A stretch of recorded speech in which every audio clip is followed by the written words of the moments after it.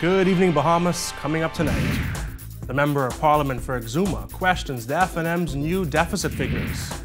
The IMF releases its 2017 country report for the Bahamas. Find out what they say about the economic future of the country. And the Bahamas Christian Council providing aid for Dominica.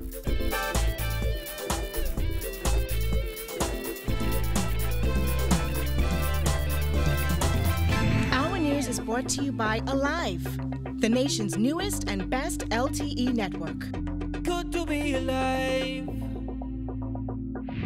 Welcome to our news and thanks for joining us on this National Heroes Day holiday. I'm Jared Higgs, topping news tonight. Shadow Minister of Finance Chester Cooper is challenging the government's new deficit figures, questioning why $381 million was spent in the month of June.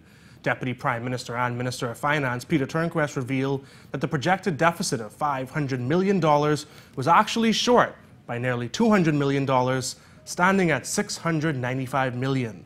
Turnquest went on to list a litany of multi-million-dollar bills that he said came due in June. For his part, the Member of Parliament for Exuma and Ragged Island says Turnquest failed to give specifics on the nature of the bills as well as why government decided to make these payments in full rather than stagger them.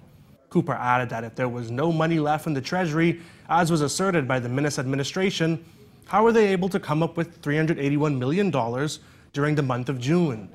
The first-time Member of Parliament also called for an explanation on comments made by the Minister of Finance with regards to $42 million of borrowed hurricane money the minister says cannot be found. Cooper called the comments irresponsible and nonsensical and lamented the government for not attracting foreign direct investments since it took office 5 months ago. The International Monetary Fund says a prolonged period of stagnation has resulted in declining income relative to neighboring countries. That revelation was made in the organization's 2017 country report for the Bahamas. Elevated public debt, limited external buffers, and a pegged exchange rate are a few of the major challenges hindering the Bahamas' growth. That's according to the IMF, who say a stronger U.S. economy and the opening of the Baha Mar resort are providing a glimmer of hope. The 71-page report released on Friday notes that natural disasters and delays with the opening of Baha Mar resulted in a decline in real GDP growth. The IMF findings suggest that the country's gross domestic product contracted by 1/4 percentage point during 2016. Tourism activity took a significant hit, with air arrivals declining 6% year-on-year in the first 5 months of 2017. The highlight of the country's tourism challenges coming out of Grand Bahama, where approximately half of hotel rooms are unoccupied. The report also calls for immediate reforms to the National Insurance Board. In 2016, benefits expenses, or payouts, exceeded total income. To put it simply, the NIB paid out more money than it received. At this rate, the NIB reserves would be depleted by 2029. The IMF report suggests that the National Insurance Board raise the pension contribution ceiling to help preserve the pension's reserves. The report also calls for the implementation of low-rate income tax as rates of duty decline. The IMF recommendation is that the country introduce a progressive income tax to protect infrastructure and social spending. Rounding out the report's summary is a prediction of 1.75% growth in 2017 and 2.5% GDP growth in 2018.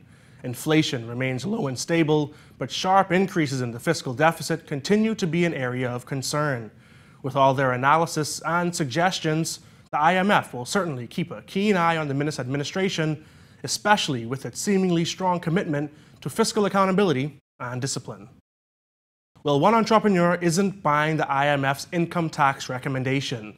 Switcher CEO Mervyn Sweeting Jr. says he can't fathom more taxes without an economic plan. I think that's totally out of the question. That shouldn't even be a topic of discussion right now. The only thing you can do is bring more anxiety to a country that's already suffering, all right? And we need to get over dealing with value-added tax and trying to fix that first before we can talk about income tax. And I don't even think income tax should be on the table.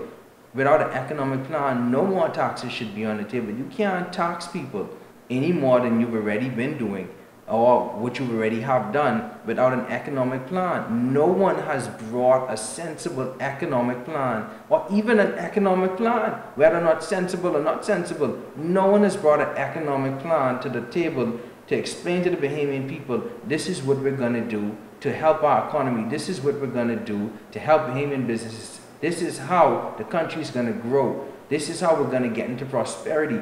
There is no plan. When pressed on whether income tax may be more equitable than value-added tax, Sweeting Jr. had this to say. I don't think the conversation on new taxes should even be discussed. Income tax, whatever tax it is, capital gains tax, no more taxes need to be discussed in this country until we have a proper economic plan, and that I'm sticking to. So to try and delve into which plan could be better or whether or not we should pretty up income tax or make it this way or make it that way, that makes no difference until we have an economic plan. There is no economic plan, and without that economic plan, no taxation discussion should be on the table at all, period. A 3-day police operation has netted several arrests. Senior Assistant Commissioner of Police Stephen Dean gives us the details. Yes, what I can tell you is that the police, over the weekend, we can consider a number of operations that police have had very successful. Our officers are up and about on the beat. We can tell you up to this point in the weekend, we have recovered almost 7 firearms off the streets of New Providence. Last night operation, we ran a major operation, which was Friday, Saturday, and last night. That resulted in over 20 persons are in custody from the special operations team. Then we have our mobile unit have arrested a number of persons, and these persons have been arrested for a number of things to include murder, armed robbery, dangerous drugs, and outstanding criminal warrants. Of particular note, I can tell you that we have arrested what we considered a armed robbery ring, a group of about 6 persons who we believe to be responsible for a number of early morning armed robberies where people were robbed at business places, and also where a number of schools were robbed. So we believe these persons will assist us tremendously with our investigations. But most of all, we want to encourage members of the public to continue to call the police with information, any information that you might have, to please contact the police. When we come back, find out what the Member of Parliament for Fox Hill says her community needs most. You're watching Our News.